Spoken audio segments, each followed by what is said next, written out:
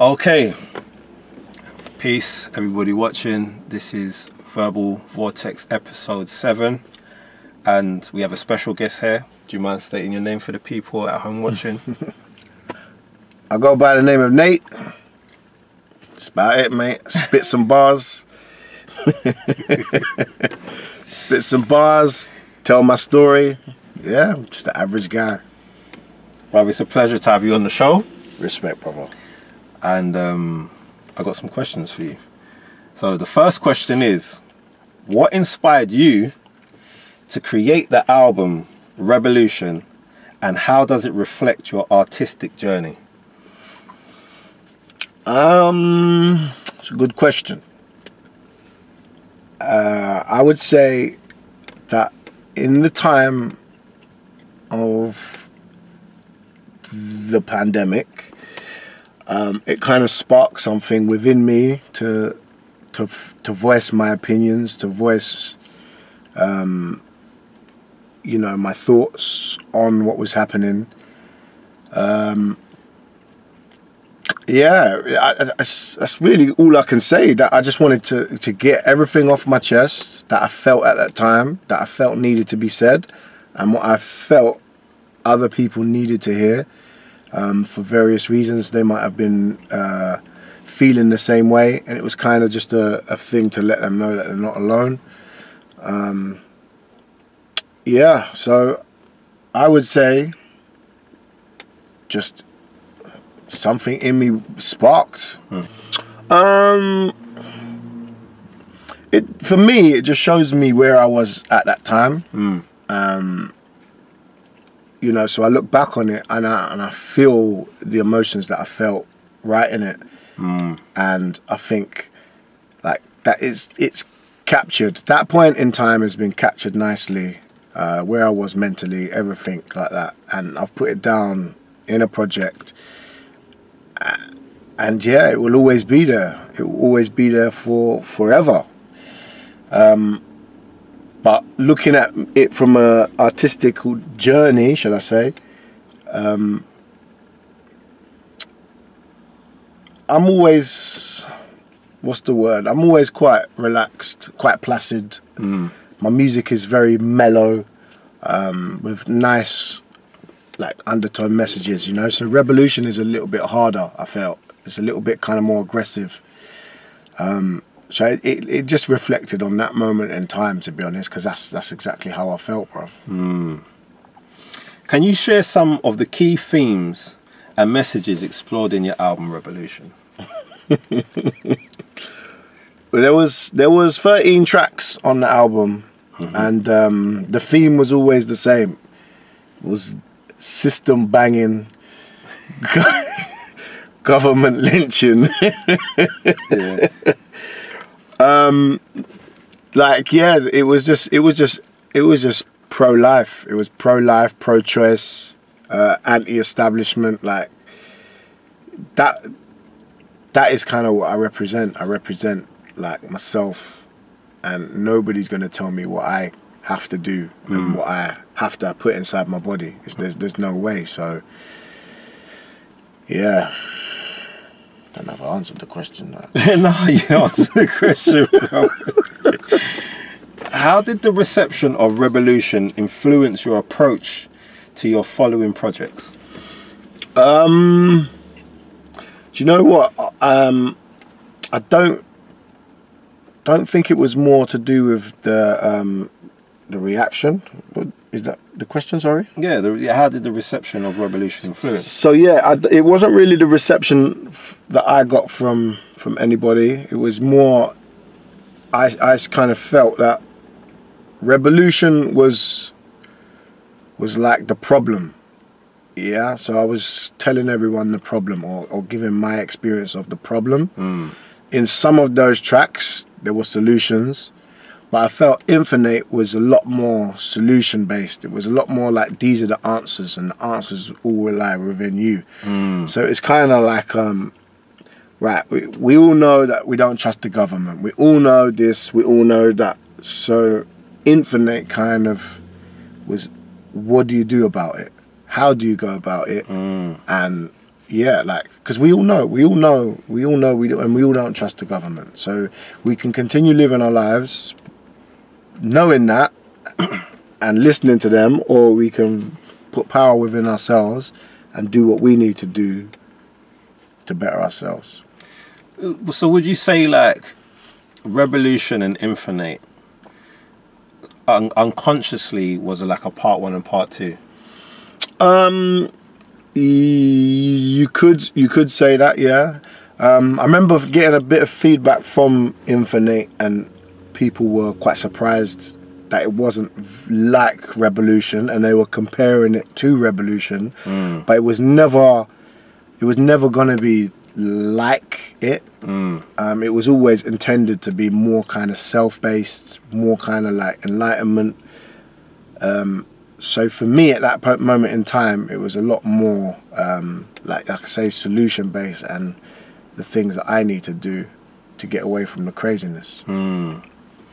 So in Infernate, how did you evolve sonically compared to your previous work on Rebelution? I don't know, to be honest. I just felt a lot calmer. I felt Rebelution was effortless.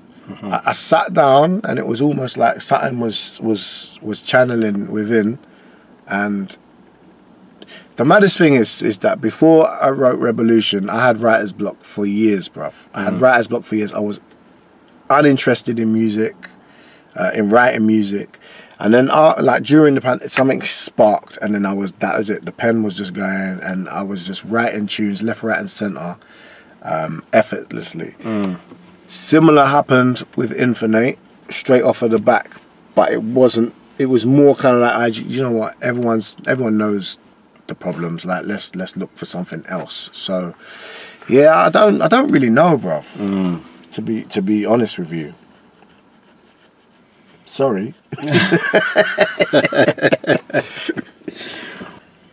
What motivated the title Infernate? Okay. And how does it tie into the overall concept of the album? So the motivation for Infernate is just being spiritual beings and knowing that they are infinite. We are infinite beings.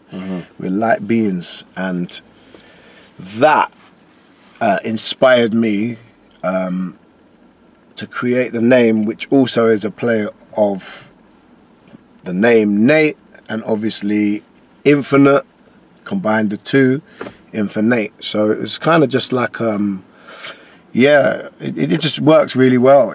I've like, as soon as I heard it, I was like, yep. Even the artwork on it, like you got the moon and you got the reflective moon on it, and it's like the lemniscate symbol, the infinite symbol.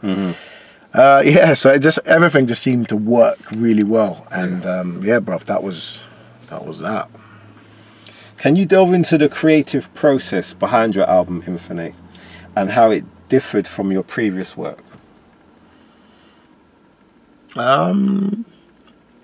I would say it was a lot more personal. I was speaking about some personal issues and some personal experiences in some of the tracks. Where Rebelution, it was more kind of like, yeah, look at that, look at this, look at that, look at that. But Infernate was more like, what is going on inside me? Why am I feeling the way I'm feeling? What are the solutions? So yeah, it was a bit more kind of, it was a bit more reflective, shall I say? A bit more reflective in terms of speaking about how I felt. Okay, so how do you feel your music has evolved since the release of Rebelution up to Infernate? So since Rebelution up to Infernate, I guess I'm more appreciative of music and feelings and not sounding the same. So I've got 3 previous albums before that, which are all similar concepts. I would say Make It Happen is probably a lot more melodic. And then Wake Up was a bit more kind of aggressive. So then moving on to Rebelution now, I thought it was a combination of both. It was quite melodic and it was quite aggressive in terms of the message and the tracks. But then moving into Infernate, I thought it was more musical. It felt a bit more musical to me and a bit more meaningful in terms of the concepts, in terms of the lyrics. Yeah. What was your mindset going into the creation of your single We Say No? The mindset was, it was very set. It was very set and very clear on what I wanted, how I wanted it, and how it was going to get done. Like, I had the instrumental, I heard the instrumental, shall I say. Big up Alan Oasis, by the way. I heard the instrumental and instantly I had the chorus. It came to me instantly, and yeah, I just knew what it needed to be, and I put it down, and it's exactly how I wanted it to be. So how did the audience react to We Say No, and did it achieve the intended impact? First of all, the intended impact was just me voicing my opinion and my thoughts. So that was all I wanted to do. I wanted to let people know that this is my stance. You're on board or you're not on board. And so that was the intention. However, the reception and how it was received was a lot greater than what I could ever imagine. Even though I knew that it would be received really well,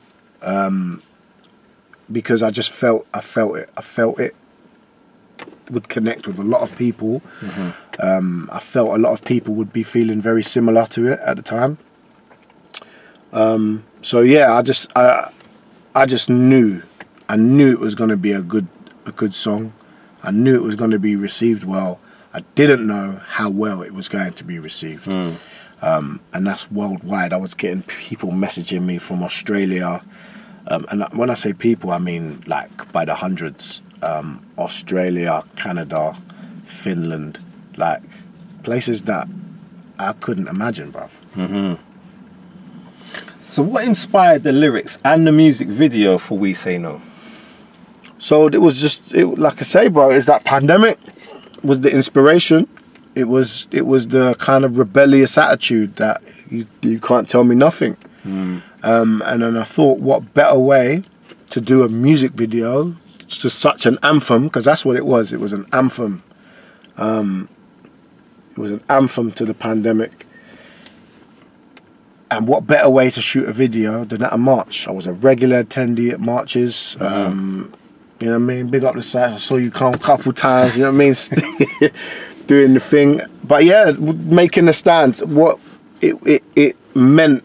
It just made sense. It made a lot of sense to capture the surroundings and a lot of like-minded people who felt very, very similar, all in one kind of in one video. And I think that the guy did that really, really well. So how has the controversy surrounding We Say No influenced your approach to creating music? How has the controversy surrounding We Say No influenced your approach to creating music? Or shall I say, has it changed, or has it made an effect to how you approach your musical creativity? I wouldn't say it's changed, because I just made the music and I'm happy with the controversialness of it. You know, people can have their opinions and it could be opposing to mine. That's absolutely fine. I don't have any problems with that. So in terms of my approach to music, it stays the same, bro. To keep it real, it stays the same. and I'm sure I'm going to make more tunes that people are going to find controversial. But Yeah. we live in a world where people are allowed to think differently, you know. And I think what's important is that what's controversial for some, and people can stand there and say like, you shouldn't be saying don't take this, or you shouldn't be saying don't take that. At the same time, I can flip it on someone and say you shouldn't be telling people to take something if it injures people. Do you know what I'm saying? Like, you can't have it both ways. You can't say you know, I'm not allowed to make music. Yeah. To say that I don't want it, don't trust the government, and you're telling me to trust the government and to take it for everyone's sake, and then we find out that all of the people that were saying take it have got mad complications. Do you know what I'm saying? Definitely. Can you discuss the social commentary embedded in We Say No, and why it is an important message for you to convey? Well, and also why it's important for you to spread this message. I think, like I said, that it's my viewpoint. I'm not telling anybody. I didn't tell anybody like do this, do that. What the song was and is about is me not wanting it, me not wanting a jab. So I'm saying no. I'm not saying you say no. I'm saying no. And everybody on my side, or everyone who thinks similar to me, we say no. Yeah. There were some tracks where people were saying, don't do that, don't do this. Like, do that. That's your right to do whatever you want to do. This is my right. I'm going to stand on this side of the line. Anybody who wants to stand on it with me, we say no. So that was the kind of whole meaningness behind it. And that last bit question? The last bit is why is it important for you to convey? And it's important because, like, we have to use our voice. We have to use our voice when we see wrongdoings. When we get when there's something that we don't agree with, we have to speak up. Otherwise, yeah, you get steamrolled. So I thought it was important to stand up, to let people know that they're not alone. For myself, for my family, for my friends, and just be that voice that some people needed during that time. So how do you balance artistic expression with potentially controversial themes in your music? I don't really think about the balance, to be honest with you, bro. I mean, I could probably make an album with the whole thing controversial. I just write what I write. I know it sounds easy, but I just write what I write, and I don't care how it's perceived. I try and be responsible for myself and for others. But still, if there's something that I feel needs to be said, then I'm gonna say it. As long as it's true to me. Like that's kind of how I am. I like that. You see, that's what ties into the next question about authenticity, because what role does authenticity play in your songwriting process, particularly when addressing sensitive topics like those in We Say No?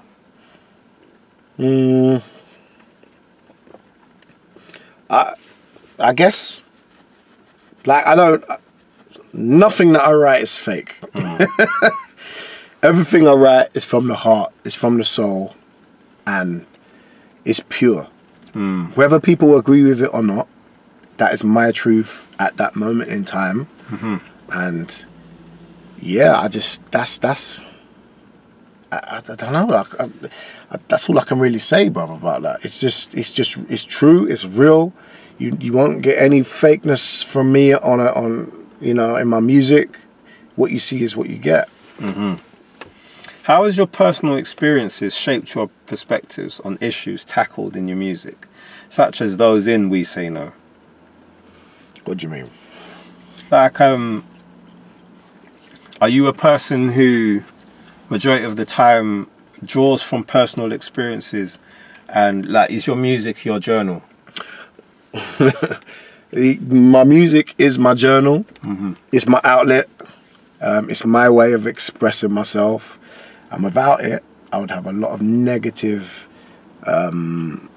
opinions and thoughts within me bottled up, which isn't good. So my main reason and my main outlet is definitely music, to get it out.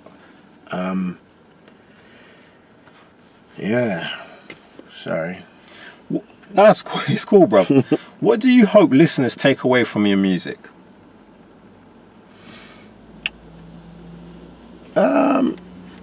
I don't want to sound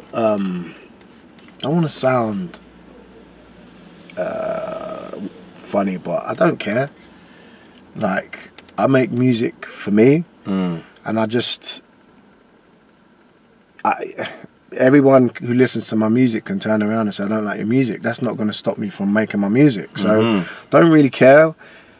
But if somebody takes something away from it and it's a positive thing, then I love that. I love that I'm able to inspire somebody or to help somebody through a certain period of time, which a lot of people message me and do say, like, during the pandemic, I struggled mentally, but your tracks like gave me hope and stuff like that. So hearing that stuff is brilliant, you know. It makes me appreciate other people, not only for them giving me my time, for them giving me some of their time, you know, by listening to me, but just knowing that I can help people is a big thing, bro.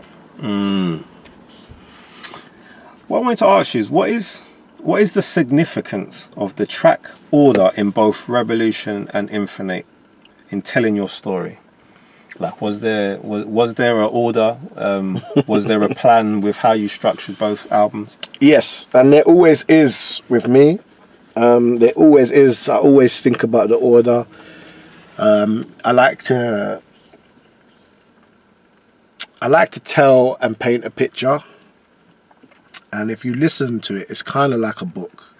You know, you start off in a certain track, and then the tracks take you to a next chapter and the next chapter and the next chapter. And I kind of feel they all, especially Rebelution, they all kind of work into each other until you get to the very last track, which is the pinnacle for me, which kind of leads on to Infernate.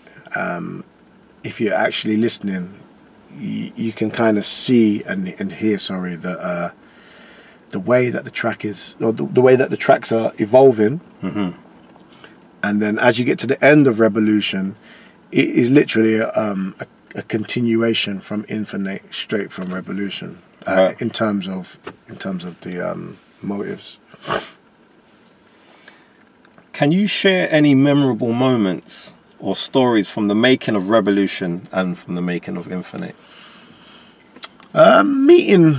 Meeting a lot of people on marches, protests, just sitting down, chopping it up with you. You used to come round, chop it up with you. I would explain, you know what I mean, my tracks, how I saw things, and yeah, I don't know, bro. This is gonna be called the I Don't Know Show, bro. How do you see your music fitting into the current rap landscape, considering the themes and sounds you explore in your albums? Don't care. Do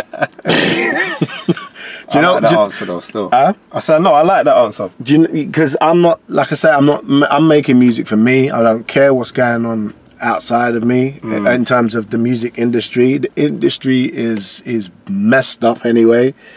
Half of the music I don't really listen to, being real. So yeah, I don't really care for all of that stuff. I just put my thoughts in a track, out it goes. Whoever wants to listen to it, cool. Whoever don't, go and listen to your other stuff. What are some of the challenges you faced while creating both albums, and how did you overcome them? Time was a challenge. Juggling time, family, because I wanted it to be out in a specific time, so I had to make deadlines, had to make little sacrifices. So kind of, yeah, time was definitely one, and also money, bruv, because at that moment in time, I wasn't working. Everybody wasn't working. So there was no money coming in. So it was difficult to source money to fund the studio projects, to fund, do you know what I mean? Everything, like in terms of the artwork, stuff like that. Like these people had to be paid. So yeah, money was one, but listen, the universe works in mysterious ways, bro, and money presented itself to me in various different ways, through donations, through this. I never asked for one donation, but somebody would just say, we say no. My mum, shouts to my mum. My mum helped me fund the track. Once I got that sorted, and then that started playing out, because that came out in the May, the We Say No. The album, I think, came out in October, I believe. So between May and October, Mumsy helped me with the track, and then everything else from that started, like donations started dripping in and stuff, and I was able to source studio time, which was a big thing. I started to use those resources for those things. What songs should I say from Rebelution do you feel most connected to, and where? See, it's a tough one, that one, bro, because I feel that all of them, I feel they're all a part of me. So I feel like a connection between all of them. Some more than others, I guess. So if I was to think just off the top of my head, I would probably say We Say No, and possibly Inner Standing. And why those songs? Inner Standing in particular, because I think that is more kind of our essence of who we are and why we're here. Despite the madness of what's going on around us, like, the solution is all internal. So you know, no matter where we are in time, whether it's 100 years ago, whether it's 100 years into the future, it's going to be the same issues, like in terms of us. Like, the answer is still within us. It's not out there. No one is coming to save anybody. We are the answers. So yeah, I'd say Inner Standing out of them all, to be honest. And the same thing for which song stands out to you most on Infernate, and why? I think the track Infernate, because I love how it sounds. Like, the beat really speaks to my soul, and the lyrics on top of it, I just think it works really, really well. And it is what it is. It's infinite, and I think, yeah, for me it was just really, it's probably that one. How do you approach collaborations with other artists, and have they influenced your music in any significant way? Collaborating with artists? Yeah. So I'm quite selective on who I work with, to be honest. Not that I'm snobby, or I just have a group of artists that I normally work with, and I'm happy with that. I sometimes venture out and work with people I don't know. I like to work with who I work with. I know it will get done. I know that everything will be on point. So I just kind of, keep it like that, to be honest. So looking forward, what can fans expect from your future projects following the releases of Rebelution and Infernate? What can fans look forward to? Yeah. Me. They can From look you. forward to more me.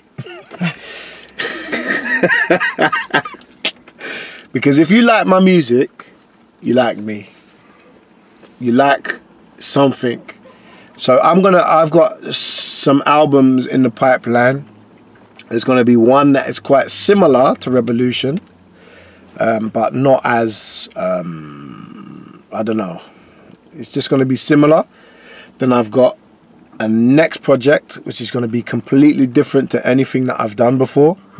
But all of it is relative to me, and all of it is music that I want to make, and what I feel to make. So you can expect some more music for sure, and all the music, it will be truthful, it will be meaningful to me, and yeah, if people like it, you know what I mean, jump on board. Yeah, man. Thank you for your time, my brother. No. Thank you for yours. Yes. Thank you for yours. And thank you for yours. For real. Peace.